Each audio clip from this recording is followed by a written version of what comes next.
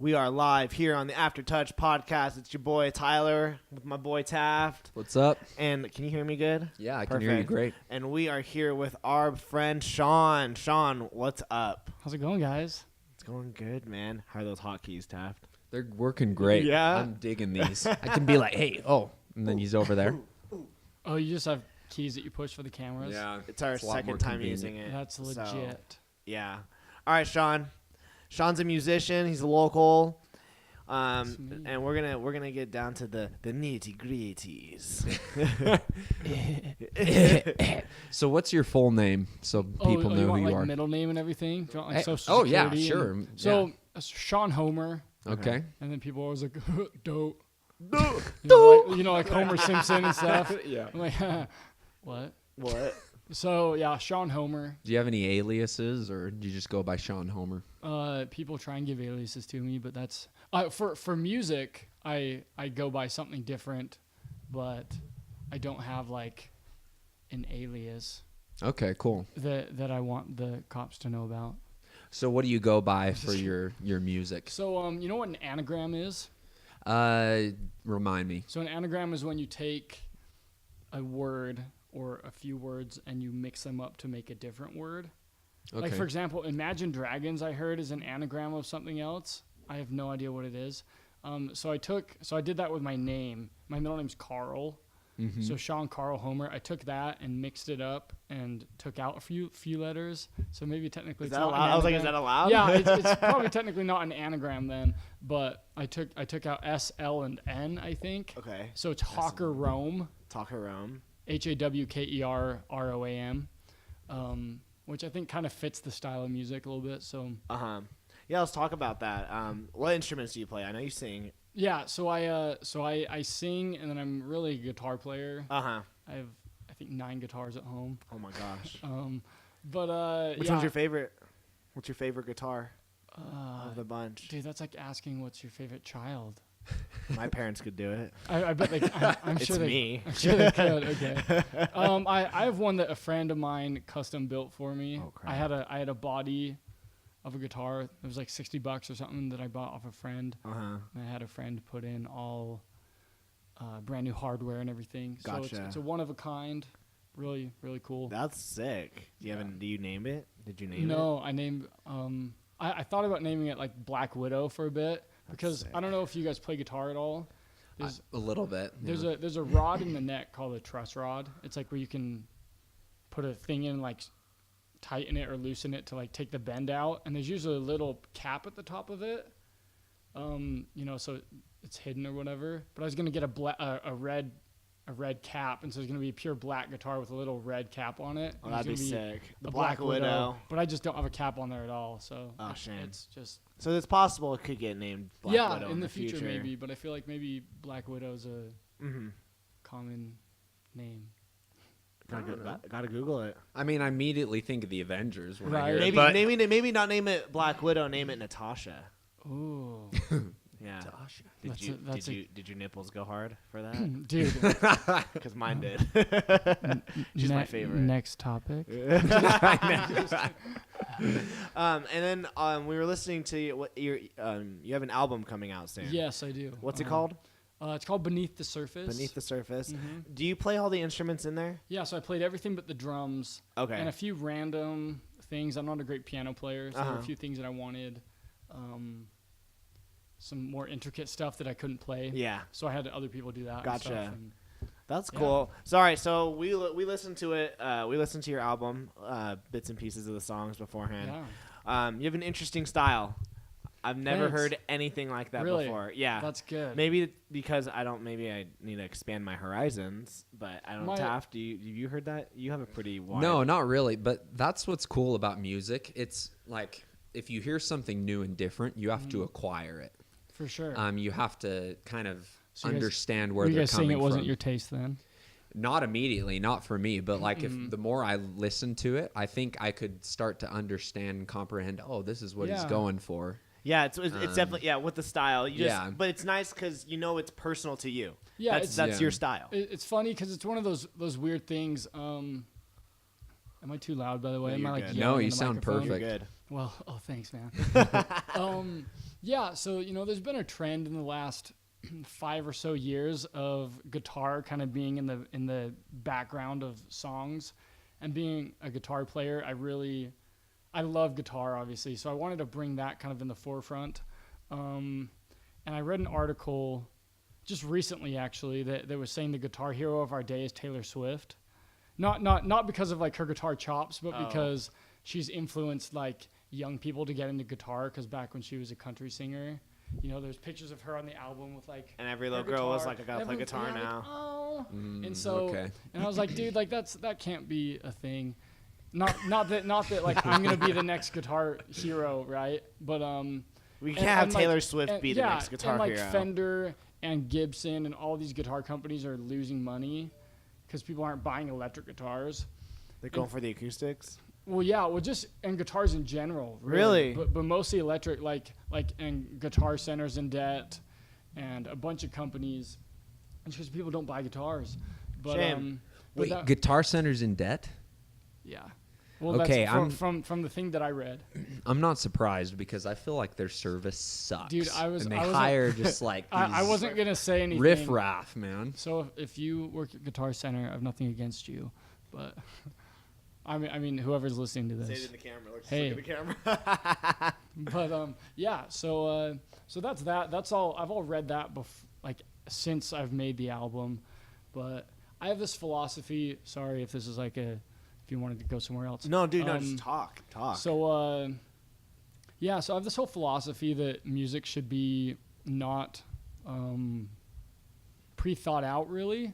That it just write stuff and whatever comes out is what it is, and it shouldn't be like, oh, today the trend is such and such, and so we're gonna do that. Like if you're influenced by that, that's cool. Like bring it into your music, but don't be like, Panic at the Disco is my thing, so I'm gonna try and emulate them as much as possible. Yeah. I mean, but that being said, everyone has influences, and your influences I think will show. Like I have Pink Floyd's my jam, and people say that they hear Pink Floyd in some of my stuff, and then also Radiohead. Mm-hmm. And so I just tell people that it's a mix of like Radiohead and Pink Floyd. Well, obviously, you're gonna have your influences when you're writing Absolutely. a song, but I mean, But I don't think like, how can I make this song sound like Radiohead? exactly. Yeah. You don't follow the formula. You're just For going, sure. but you have your influences And that people can tell. I think also music is not dangerous these days. I think people are like, here's the formula, like follow the recipe. Yeah, And that's for true. me, I was like, dude, like I have no idea what I'm doing, and so I just did it. Yeah. Do you listen to Brand New? Do you like Brand New? I mean, back in high school, I knew a little bit. Yeah, I don't listen to Brand New. I know there's either Right. people do. It's either you like Brand New or like you want to be like you love them. Mm-hmm. But I think the reason why their fan base loves Brand New is because they're different. Yeah, is for they sure. they don't like. I listened to their new album and I was just like, even though it's not my cup of tea, I'm like, yeah, you know what? You guys broke a lot of boundaries because you didn't follow any rules on any song. Yeah, like it was their own thing. I totally respect artists who take a risk. Like American Idol Oh man, just doesn't do it for me, man, because they're all like looking for the pretty voice, and they all sound the same, and there's not a lot of personality. Oh no, You know what I mean? And so I'm not surprised when the winner of American Idol, you don't hear from them. you don't. From then on, because it's just cookie cutter. Like There's who was the not last? Who was the Yeah, last American yeah. Idol that you listened to? Daughtry? But he was like fourth place. Yeah. So like yeah, Right? And was Carrie Underwood? She was first. she was the wasn't first she? person. She was the first. They really did hardcore So work there's like on Daughtry, there's Carrie Underwood, there's Kelly Clarkson. David Archuleta. But he's a local dude. Yeah, So I mean, who else? And like one of the ones wasn't even first place. most And yeah. it's because he had a rock voice. Well, and it David wasn't generic. Archuleta, he Yeah. didn't win. He was second. And Oh, was he? Yeah, he was second place, and the first place guy like. Yeah, who is it? I don't Yeah. even know. I just don't think that's the way to get. I just don't think that's the way to do it. No way. I don't know. No, I like the bands Not- that I've been not that listening I to know lately. That's the way to do it. But. Bands I've been listening to lately have been like they try different things in that genre, and I've been really appreciating. Like who? Who do you listen to? Well, right now, and it's probably a bad example because maybe they're probably. I'm gonna judge you hardcore. Do it. Depending. Okay, I'm listening currently to Neck Deep's new album. I have no idea who that is. Yeah, I listen to a lot of punk rock. Oh yeah. Neck Deep. What else am I listening to? My roots are punk, man. Do you like Good Charlotte? I don't know if I'm allowed to say that on air. What? They're my favorite band. Here's the deal. Oh gosh, you better watch what you say, man. So back in the day, Shawn. like junior high school, so I listened to things like Good Charlotte. Things. Well, yeah, I'll put them in the category of things. Good Charlotte and like Creed. Oh wait, don't put Good Charlotte with Creed. No, so here's I have to explain my musical journey, I think, to really let you guys like know my vibe. Why would you put Creed next to Good Charlotte? I'll tell you why. So I never listened to music growing up. Like it wasn't until I was like in junior high school that music became like a thing, and it seemed rebellious for some reason. Like I knew Journey, and I knew some older bands, but so I had this self-discovery of music where I had to discover it on my own. And Good Charlotte just seemed like they have a song called Hold On. Oh yeah, that song's awesome. Yeah, so I don't know why. I'm biased. I love every one of their songs. Really? Yeah. Even their new ones from like their like latest album. Baptized in the River. Dude, that one's like one of their best ones. Really? Yeah. Yeah. See, and that one was that the one with Avenged Sevenfold? Yeah. You didn't like? No. So but here's my thing. So the first album I ever bought. It was actually NSYNC's first album. Dude, hey, guess what? I'll be honest. That's also my first album I ever got. Which one? No Strings Attached? Celebrity? No, it was the one, like the white one, where it was like and I think it was their first album. Oh, yeah, no way. Like, I don't even remember the songs, but I could probably sing every word. But, and then I went from NSYNC to Human Clay by Creed. So it's like just like such. Wait, is Human Clay the album? Yeah. Was that the one with Higher? Can you take me higher to a place where blind men see? Can you take me higher? Yeah. And but lucky enough, I had a friend that lived down the street from me that kind of.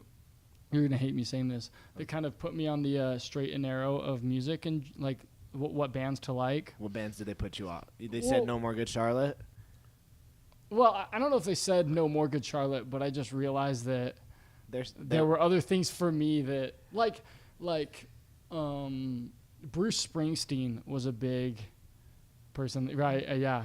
A lot of people were like, dude, I know nothing about Bruce Springsteen. I got into like real poetic writing and. But that's the thing with like Good Charlotte is now that I look back on it, like they were mainstream. They were mainstream punk rock, pop rock. They were on the radio. But yeah, well, a bunch. Well, I had no problem with on the radio, like.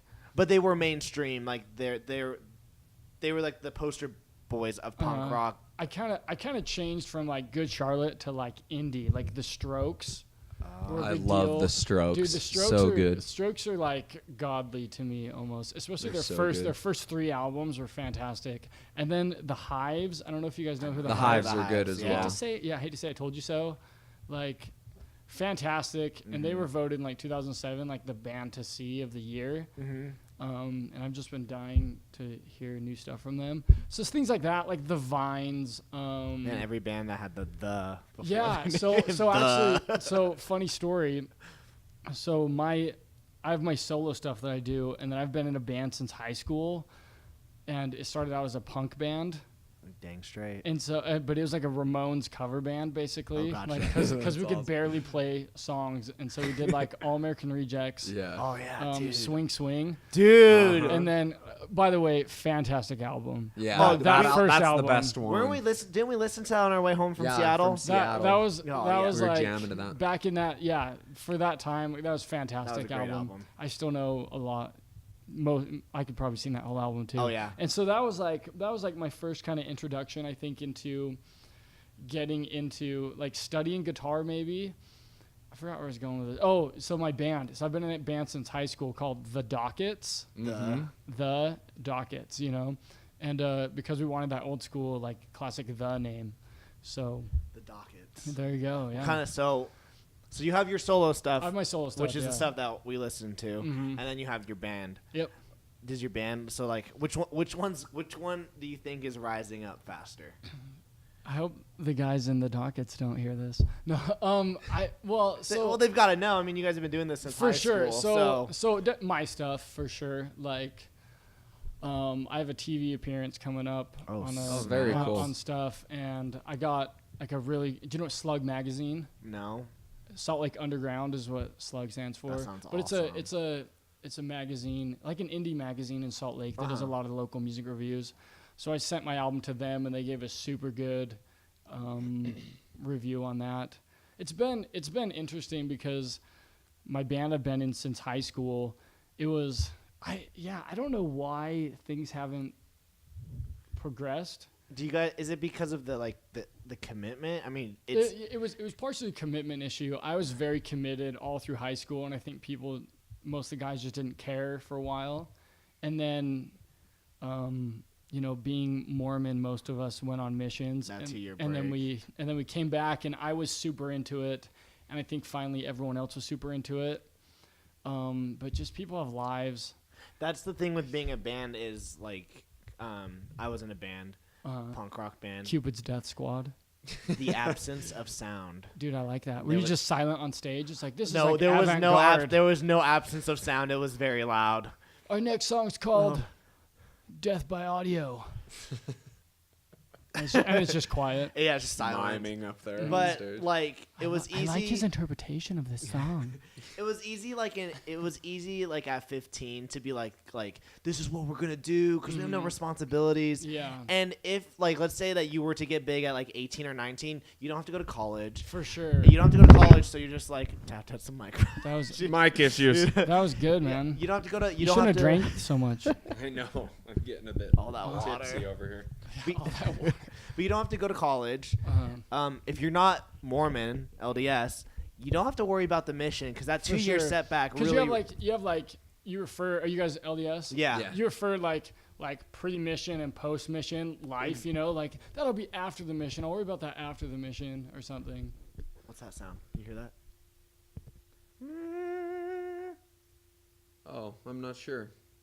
Okay.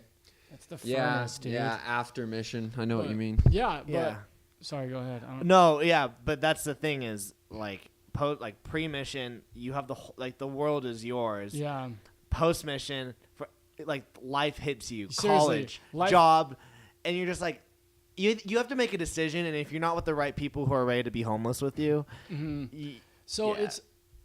I've made decisions in my life based on music, like. When I was 21, get back from a mission at 21 or whatever. And then I was like, well, I'm not going to take that job. I'm not going to move somewhere because music. And I realized that, and it was all at the time, it was just that band, the Dockets or whatever. And, because I had this dream, dude, it's going to work. It's going to happen. Because the writer, the guy who writes the songs, I just play lead guitar in that band. But, the writer, he's an incredible writer, one of the most talented writers I've lyricist, yes, that I've ever met, really. But things were good and stuff, but it wasn't until once I found my sound as a guitar player, that's a thing. For a long time, I didn't feel like I progressed as a musician, especially as a guitar player, because I didn't know. I was kind of aimlessly playing and didn't really know what my thing was. But as soon as I found it, then I was like, oh no, it's totally different than the Dockets. Than the Dockets, right? And so that's when I started writing. I would always write stuff and be like, hey guys, we should use one of my songs. And they're like, dude, just do your own, write for your own stuff. And finally I was like, fine, jerks. I'll do it. No, they'd used a few of mine, but then 2013 or something, I realized I have a very different style, very different, and I want to do my own, and so that's kind of how the whole album thing got together. Yeah. So what's your process then? Is there a theme, by the way? Is there a theme to your album? Kind of. So it's a loose concept album. Okay. Which wasn't intended. It was kind of after everything was written. I looked back and was like, oh, there's a concept. Yeah, there was. I was trying to look for some fluidity. It's I can say that it's about desperation. Mm-hmm. So different forms of desperation, whatever that may be. Gotcha. So it's not like a story where like some concept albums, where like Pink Floyd's The Wall is like a story from beginning to end. Mine's not really like that. But there's a general theme. There's a general theme, and that's the main theme, but there's other themes as well. Like war is a theme in there. Environmental. Not that I'm like a hippie or anything, but there's like some environmentalism stuff in there, and like wandering, just things like that are general themes. So, how did you go to a studio to record, or did you use home stuff? So, I have a degree in audio engineering. So I went to UVU, got a degree in I was getting interested now. Speech communication. Yeah, he's like, oh. Audio engineering. That's why your mic fell down, right? Because you were like almost asleep. But so I got a degree in speech communication from UVU, and then I graduated, and it was calm, and I was like, I don't know what I'm gonna do. And so it's like almost too broad that you don't have it doesn't give you a direction. It is. And so I had this thought. I was like, 10 years from now, what will I wish I'd done? And it was audio engineering. And so I went and got a degree in audio engineering. Let's see how many times in a sentence I can say audio engineering. So I did that, and I didn't have a plan. I had the record like planned out. Well, I had a plan to do a record, but I didn't know really what I wanted. I had some like rhythm parts, some like scratch, rhythm parts or whatever. Yeah. But going to school, and I realized that I didn't want to spend hundreds of, thousands of dollars doing music or like in a studio. Mm-hmm. And so I bought, Pro Tools, right? Kind of the standard like audio digital workstation. Mm-hmm. So I bought that like a year before or the Christmas before, and kind of worked with that. And so, long story short, so this thing isn't 5 hours long. So I did it all by myself, except for the drums. Yeah. One of the teachers at the school volunteered to do drums for me. Well, that's nice. And so I'd bring in like a scratch guitar part, send it to him, and then I would run the board while he played the drums. Yeah. And I didn't have any, I know nothing about drums, and so I'd say like, hey, go for it, and let him kind of write whatever sounds good. Yeah, his own drum things, and then I'd bring it back to my studio, I guess, at home, re-record everything, and then do it that way. So I learned. I'd never played bass before that, but so that's kind of how I did it. No. But it doesn't sound because I have audio engineering like background, and I got a degree in that. Because that's why I asked, because I was like, this sounds really good. Yeah. So did you do it at home? It's not going to sound. Hopefully, it doesn't sound like a DIY, or if it does, it's a high-end DIY. No, it definitely does not sound like a DIY, which is why I asked, like, did you go to a studio? Yeah. But if you didn't... I mean, like, the guy who did the drums as well, it was his studio, and he was a teacher. And so at the first part, he would kind of help me out with things, and he would tweak things kind of... Because I did it for a class. Like, I did all my album in 6 weeks for a class. Oh, damn. Yeah. And I hadn't planned anything as far as the instrumentation, what I was going to do.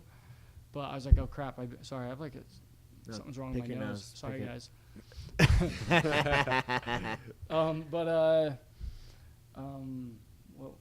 So that was it. I had no plan what I was gonna do really, and I was telling a friend today that I think the thing that stifles creativity the most is not having a deadline. Oh, you because need a deadline. you can take years, just like, oh, it's not done yet.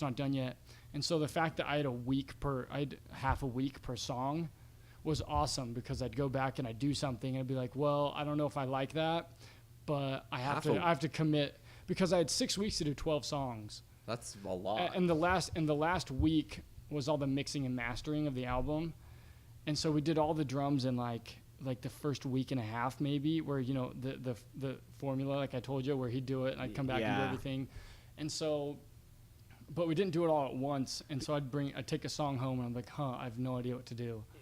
So I just kind of did stuff, just on a whim almost. But that's fun when you're recording it and you're just like, you're just going. You're like, okay, you don't like when I I have recording equipment in my place.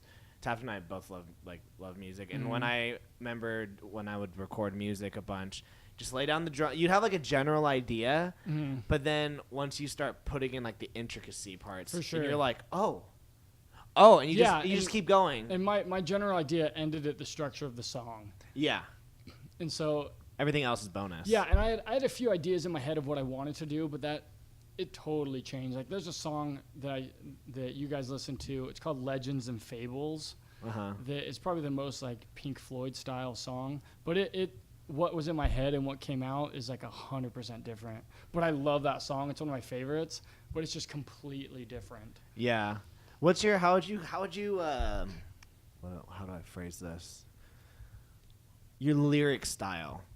Because it's not like modern where there's like verse, chorus, like it's very, we were just listening to it and I'm like, yeah, you know what? He's just going with whatever he feels right now. And I like it. I do have some structure. Like a lot of pop songs will have like verse, pre-chorus, chorus, bridge, or something. I mean, and they'll repeat any formula of that. I never did a pre-chorus, and partially because it just takes up time. Well, it takes up time, and I didn't really know how. I'm like, how do I do pre-chorus? So I just skipped it. And then a lot of bridge. I don't do a lot of bridges. All the bridges in my songs are instrumental. A lot of them. I like that. Little jam session between the verses. Like seriously, like I had a song that's 3 minutes long, and then the last half of the song is just instrumental, which I totally dig. Because it's different than other. It's different, and if you have high stress, like I'm kind of a high stress person sometimes. Just having this groove that just kind of like repeats, and the background instruments are kind of groovy, but then you have one guitar part or a melody that kind of plays in and out of that. Yeah, like that's my thing. Well, you have a song that's almost 7 minutes long. I do have one that's over 7 minutes long. It's like 7 minutes and 9 seconds long. So I didn't even get to that one. You're like, dude, I'm bored. I was just like, wow, this is like I think it was mostly instrumental. It was cool. Yeah. So the last 4 minutes, the album's been done for a year, but I'm remixing it. Just because there's been a few things that like as you listen to, you're like, I wish I could do that. I wish I could do it different, and I actually am rewriting it. I'm almost done rewriting one of the songs. All the structure's the same, and like I'm keeping the same drum track that the guy used because I don't want to have to find somebody to redo drums because they'll sound different. So do that. All the lyrics are the same, but just different structure. But yeah, I totally forgot what we were talking about. Sorry. Oh no! Thought that came to my mind though is like it's nice writing style. Yeah. Sorry. Yeah. Continue. Yeah, I was just gonna say that. I mean, music is cool, writing music, because you can build off of what you already have. Yeah. The fact that you can go back and remix and tweak what you want, like painters or drawers, they can't. They need to start with a new canvas. Unless you're doing certain types. And I'm sure the lyrics are personal. And so maybe you have a different perspective, but you want to add that extra perspective or something. Yeah, in the lyrics. so I always tell people I hate it when people are very upfront and like there's no question what they're saying in their lyrics. I hate my dad. Or like I love you so, things like that. There's so much. I mean, first of all, it's cheesy. I kind of cringed while you did that. That was first good. of all, the only thing I thought about was I wasn't gonna write a love song. That's hard because there's too many. Because it's so hard. Because it's hard. First of all, everyone does it, and second of all, it's hard to it's hard to make a love song not cheesy unless you're like a folk artist or something. Hence the reason why you started writing about the environment. Right. Well, yeah. So one of them, the only one I wrote about the environment, I was like super sick. And there's like, it doesn't rhyme. That whole song doesn't rhyme except for in the chorus. What's that one called? It's called For War and Rage. Yeah, we listened to that one because I noticed nothing was rhyming. Yeah. Which is fine. But I was like, this is different. And it's cool because I like stuff like that. Yeah. But I was totally sick that day. And I look back now, I'm like, that's the most like druggy-ish song. I like the drum beat on that one, though. Yeah, that's my favorite drum beat. Yeah. I liked it. Yeah, that's my favorite drum beat, I think, of the whole album. But yeah, so metaphors. I do a lot of metaphors because I don't like people. I just don't like people. No. You just stop there because I do metaphors because I don't like people. No, because I hate it when it doesn't allow people to interpret it for themselves. Yeah. If you're coming right out and saying it, then it doesn't become personal personable for people. Yeah. So that's why I did that. And there's a lot of, almost all of the album is a metaphor, but it's a very personal album, but it's a metaphor. So it's not just like, oh, he's singing about himself, I can't relate. So you said you wrote and recorded this a year ago. Yeah, well, so I wrote the lyrics. Some of the songs have been written since like 2013 or something. Yeah. Or like versions of the songs. Yeah. But the whole thing was, recorded and really done last year. How often do you write how often do you write new songs? Because that's like for creative people, like I feel like you're constantly wanting to write new stuff and like screw the old. But as a musician, it's kind of hard because like there's a bunch of bands who like you gotta on their first album you gotta tour with that thing for like 3 years until people, and you're just like, oh, I just want to write a new song. It's one of those interesting things. I think that's my phrase. It's one of those things, or one of those whatever. It's one of those things. It's one of those things, man. That's just what I say when I don't know what to say. It's a sentence that you can say while your brain quickly. Yeah, like, gosh, Tyler. Now you've made him self-conscious. Instead of saying I'll be like, it's one of those things that gives me extra time. Yeah. But is it on Spinal Tap? It's not on Spinal Tap, but there's like a joke where bands progress so much that their influence in their like fifth album is their first album. Have you ever heard of things like that? Like how'd you like what was your influence for this album? Well, we tried to go back to our roots. Original, and so you listen to that like, whoa, like we did. What did we do there? And so I don't want to say that like it's interesting because from the beginning of recording my album to the end, there were 2 songs that I wrote in the album that hadn't been like structurally hadn't been written at all.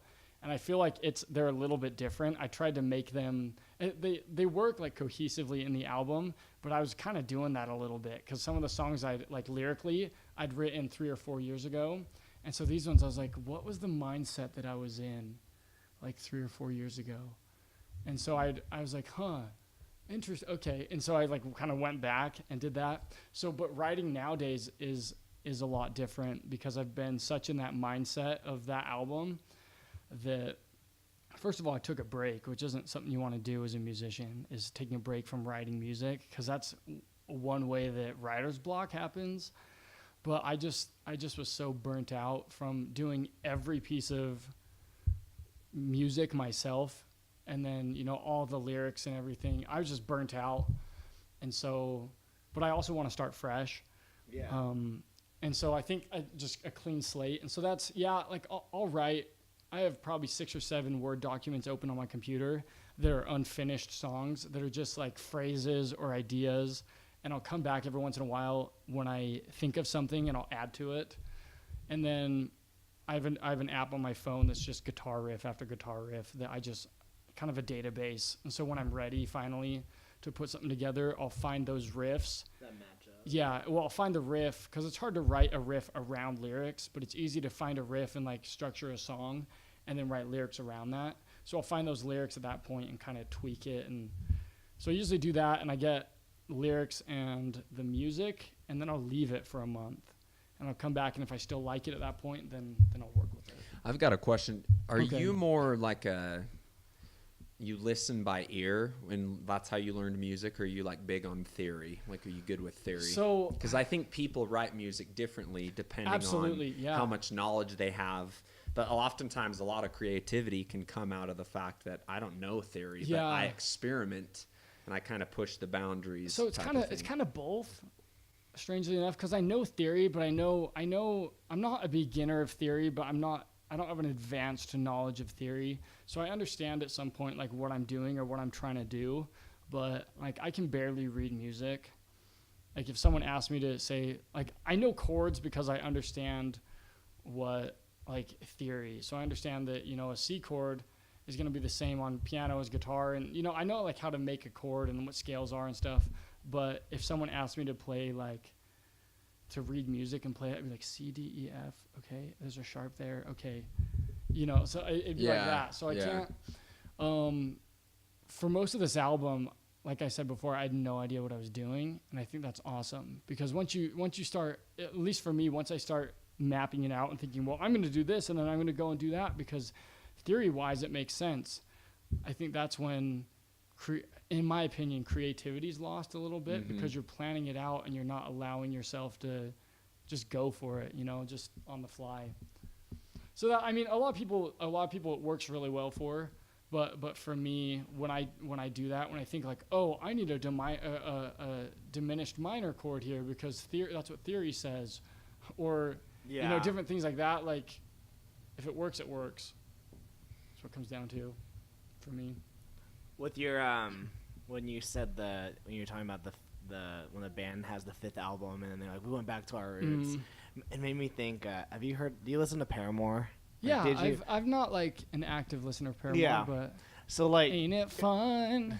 Oh man, so like it was their first album That's the only song I know. Their first album was like super good, like awesome. Their second album, even better. Their third album hit. It was still good, but you're like, oh no, like they're starting to like go downhill. They're starting to think, if you know what, because they're like, we want to try something new. Then their 4th album came out, and you're like, I'm gonna scoot this back a little bit, guys. Oh, it's do like, oh, that's fun. And then their 4th album hit, and you're just like, oh crap, like they're about to take a dive. Dude, do you know who that is for me? Who? Coldplay. Oh, dude, they do. Parachute, their album Parachute, and A Rush of Blood to the Head, and even X and Y are like genius. So good. Because I'm a guitar player and they're guitar driven. It was right? original, but everything was so original about and it was, that. It was a little bit edgy, like a little bit dark, and I'm all about minor keys and melancholy stuff. And then, not to say that their new stuff isn't good, but it's just not the same, man. They kind of went for everyone's doing pop. Let's do. It's all about those bracelets that light up during their show. I mean, it's a cool thing. For they do. Sure. Have you seen that? No. Yeah, they give everyone these bracelets, and then when it's like boom, boom, boom, boom, boom, the lights in the show, everyone's bracelets are in sync with the lights. With the beat. Yeah, it has different colors. That change yeah. It's like Tron up in here. But it's cool. But the thing I hate about it is that they'll change their early songs to be a little bit more like their new stuff. And so, like, one of my favorite songs is from A Rush of Blood to the Head. I can't think of the name of the song. But they did it acoustic, and I was super bummed about it.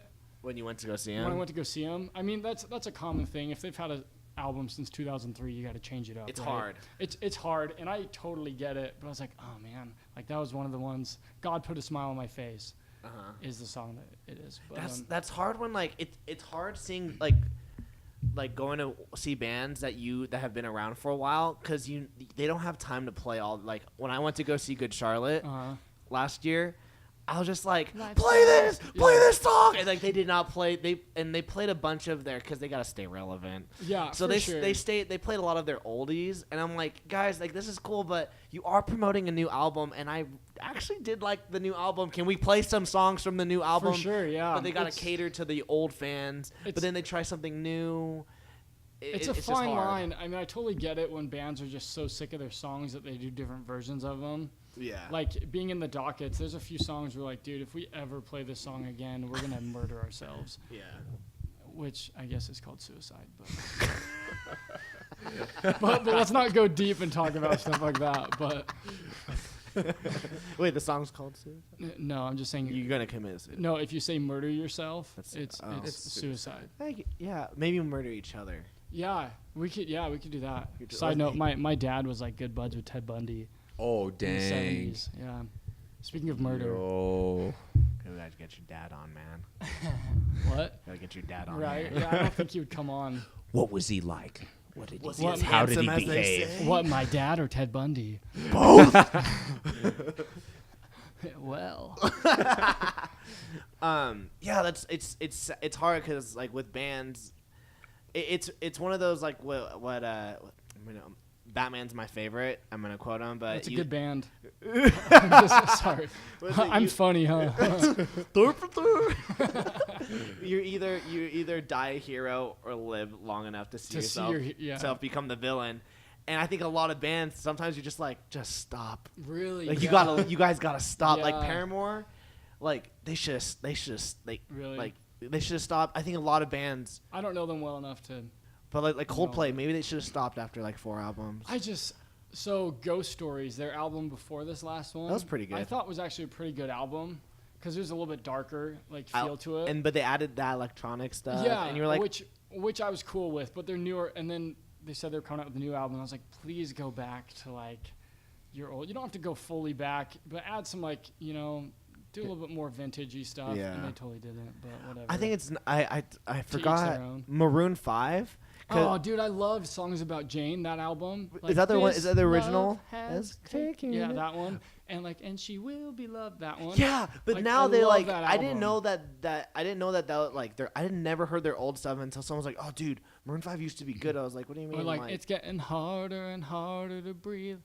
Yeah, dude, their old stuff. He actually used to like try they were a good band. Well, he's a talented guitar player too, which is an interesting thing. Like he'll like shred it shows. But now he's just like, what's that song that like the I'm at a payphone. Yeah, I hate that. Actually, they had a song called is it Magic? No, Sugar. Sugar. I got this feeling inside my hair. Wait, is that not them? Is that not Maroon 5? It's the one. My nieces are so into that song. No, sorry, really? that was Justin Timberlake. Okay, yeah, no, Sugar is Sugar. Yeah, so that I actually do like that song though. It's catchy, but it's not. But like when you hear the original stuff, you're like, where did you guys go wrong? Like what happened? It's hard like in a show. Like how would you combine? I feel like you can't. You gotta take it. Yeah, like Taylor Swift. Like if you wanted to do country and then you want to do pop, you almost have to do like an intermission in the middle of your show. Change your clothes real quick. Like the first half is country. The second half is pop. Yeah. Did you hear the new Taylor Swift song? Yeah, dude. What did you think of it, man? It was shady. So I hated it at first. Oh gosh, but now you're converted. No, it's grown on me a little bit because it's not. I don't like musically. I don't like it. Yeah. Because it's very like doom doom doom. Like 4 on the floor, 4 on the floor. Like just kind of traditional pop, in my opinion. The lyrics were I like it because they're not safe lyrics. They are not. They are not. Yeah, safe they're lyrics. not. And so I don't love the song, but I respect what she's doing. Did you see the music video? I did. Holy crap, dude! It's weird. I saw it last night. It is a visual over like just like new scene. Like how did she, like obviously she can afford it, but like that's like a lot of a lot of. I had to stop and I was like, what is this saying about like how does this dude deal with the like meaning of the song? Dude, no, everything in the music video is like throwing shade. Like when she's in the bathtub of diamonds, there's a $1 bill, and because that's how much she won on her sexual assault charge. Well, she only won $1. I thought she won $1 million. Sorry, maybe that guy. No, it was something with $1. No, she was awarded $1 million. Was she awarded $1 million? I think that's what I read. I didn't really read it. I read something on, but I don't know. I'm no expert, so yeah. But there was the thing is, everything in that entire, even what she was wearing, her jewelry. If you like zoomed in, there'd be like a symbol, and that was referenced. That's so weird. Like things that people will never even notice. Like if you noticed on my back, like who are the people searching for these BuzzFeed. things? Like, what does it mean? Yeah. Oh, dude, there's like so many conspiracies on that music video because Taylor Swift's been gone for a year because of that thing. The real Taylor can't come to the phone right now. Why? Because she's dead. Yeah. When I heard that, I was like, "What?" Apparently, there was a conspiracy that, and it might have the conspiracy is that she's releasing her new album on the day that Kanye's mom died. Yeah, I read that last night. Yeah. And everyone's like, "Oh, what the frick, Taylor? You're so dark." One of her songs that why are we talking about Taylor Swift? But one of her lyrics talks about a tilted stage, and Kanye, one of his previous tours was on a tilted stage, and it's a direct reference to Kanye. Sorry, Kanye, if you didn't know that. I'm sure Kanye listens to this. So Kanye, if you're listening and you didn't know, that's a reference to you. Watch out. Yeah, watch out, dude. Yeah, this is music. It's nuts. But yeah, it's hard to combine. Because, like, what happens when, like, okay, maybe second album, you're like, I want to throw in some electronic dance music. For me? Yeah. How would you combine both? Second album's always the flop album. You think so? Well, especially, if an album did really well, if the first album did really well, then there's so much pressure to the second one. That's true. I left some room for me to be able to improve. The last song on the album is called Beneath the Surface. And it's a little bit more not like electronic, but it has less guitar in it. So it kind of paved a way that if I wanted to do a little bit more of that, they're like, oh, he put his foot in there. Yeah, like I'm not gonna go like EDM for sure, but I love Radiohead, and so it leaves me an option to do some like Radiohead. You're just throwing in like stuff. little tidbits, like, oh well, I had like electronic in that one song for a little bit, so hey, well, this is the direction I was going. I have one song that I don't think I sent you guys that has like there's no drums and the beat is like doom doom doom doom doom doom. Not like that. But I it's thought just we were all gonna beatbox. No. Yeah. Oh, were you ready? We should. Yeah. I'm terrible at it. Yeah. White boy beatbox, right? But yeah, so I did that partially because there was a week left of me recording, and the guy didn't want to do drums for me anymore. So he's like, I need to think of some sort of rhythm. So it's like doo doo doo, and it's like a little keyboard, like doo doo, and I got a shaker. It's like shh, shh, shh. And you just gotta make sure you're on time. Yeah, and I did that, and it works well, but it kind of brings a little bit different feel. So anyway, yeah. Do you know the Talking Heads? I do. Do you know Psycho Killer, the song? Yeah. I didn't copy that song. It was actually based off the song "Welcome to the Machine" by Pink Floyd. But you are influenced. Yeah, well, it wasn't. That song's 7.5 minutes long, and mine's like just under 4. But I took the idea of it, and I was like, I wonder if I could do something with this just to change it up. So yeah, it's one of my favorites as well. So where can we find your stuff, man? So seeing that it's not released, it's kind of hard to find. Okay. When do you plan on releasing? That's a good question. When I'm done with this song and then remixing it. So do you have hopefully by anything? the end of the year. Okay. But I do actually have music on Bandcamp. Bandcamp. I have the whole album on Bandcamp, but I don't tell people that it's on there. But if someone's like, "Hey, like, what's some of your music like?" I'm like, "Go to Bandcamp." Just go to Bandcamp. Oh, just go to Bandcamp. No, just because it's not like it's a previous mix, and some of the songs they sound fine. Yeah. But they're not like, But you want them more polished. Yeah, but you get an idea what it sounds like. I mean, and they sound professional there, but it's just not the. So it's the future for music for you. What we're looking at after once the album's released. What's your plans afterwards? Oh, geez. Live shows. That's the hardest part of doing an album by yourself, is getting musicians who will be willing to play already written parts. Yeah. So that's been my biggest struggle actually right now. But yeah, I'd love to do live shows and just kind of see. I've gotten a lot of momentum already, even though my album hasn't been released. So just kind of see what happens. I mean, I think it's far-fetched maybe to say like, I'm gonna tour around the world, and I'm gonna be a big deal, which is why I got into audio engineering from the beginning. So if it doesn't work, I can at least be in some sort of music. Yeah. But music's something. Okay, that's and and at least like you have the stuff at your home, so you can always do it. And like I'm recording a few musicians now, like local ones, like albums and stuff. So yeah, maybe money. We'll see about that. You're just doing it for free? No, that's some of it I do for money, but the first few I did for free just to like get my name out there. You got to do that. Yeah, you got to do that. Well, Shawn, thanks so much for being on our show. I'm sure you guys wanted to talk more than just music, but no, this is good. This was awesome. It's very good. Yeah, dating sucks. Politics is weird. What else is there? Enjoy nature. Enjoy nature. Yeah. Don't do drugs. What else can I talk about real quick? That's it. Any final advice for the children? Stay in school. Nice. It's classic, right? All right, we're off. Thanks, man.